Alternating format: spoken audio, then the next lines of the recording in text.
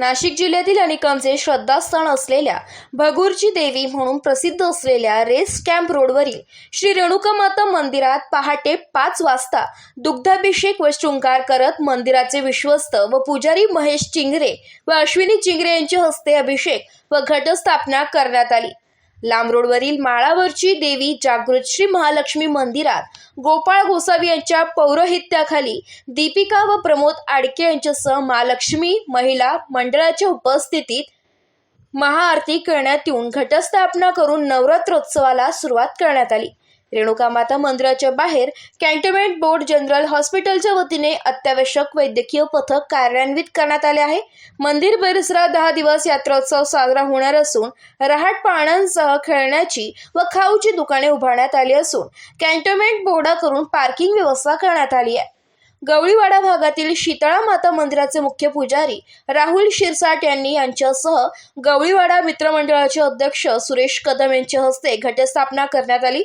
दरम्यान मंदिर भक्त परिवार नवरात्रोत्सवासाठी प्रयत्नशील आहे। लांब रोडवरील श्री गणेश प्रतिष्ठानच्या वतीने तुळजाभवानी मातेचा आगमन सोहळा साजरा करण्यात येऊन मोहिनी व गोकुळ जाधव यांच्या हस्ते घटस्थापना करण्यात आली आहे।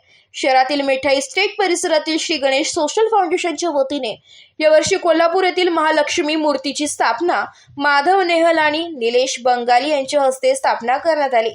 गुरुद्वारा रोडवरील महालक्ष्मी मंदिर, आठवडे बाजारातील दुर्गा मंदिर यांसह 24 सार्वजनिक मंडळांकडून नवरात्रोत्सव साजरा करण्यात येणार आहे।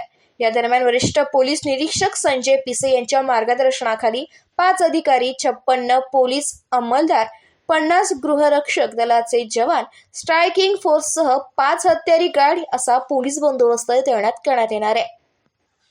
तसेच महिलांचे ताल पथक ठरले आकर्षण। लांब रोडवरील शिवनेरी स्पोर्ट्स क्लब व लॅम्ब रोड मित्रमंडळ आयोजित नवरात्रोत्सवानिमित्त घटस्थापनेसाठी तामिळनाडूतील मदुराई येथील मीनाक्षी मातेची मूर्तीची स्थापना करण्यात आली।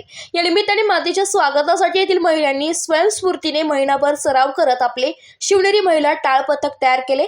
यावेळी मातेच्या आगमनासाठी महिलांनी डोक्यावर फेटा व महाराष्ट्रीयन हिरवी नऊवारी साडी परिधान करून टाळ्याच्या तालावर आकर्षण पावल्या खेळल्या। यामुळे रस्त्याने जा करणाऱ्या वाहनधारकांसह स्थानिक नागरिकांचे लक्ष या महिला टाळ पथकाने वेधले। यावेळी आमदार सरोजा हिरे यांच्या हस्ते श्रीफळ वाढवत या मातेच्या आगमनाचा सोहळा सुरू झाला। शिवनेरी स्पोर्ट्स क्लबचे अध्यक्ष व सामाजिक कार्यकर्ते चंद्रकांत गोडसे, माजी नगरसेविका आशा गोडसे आदींसह क्लबचे सदस्य व नागरिक मोठ्या संख्येने यावेळी उपस्थित होते।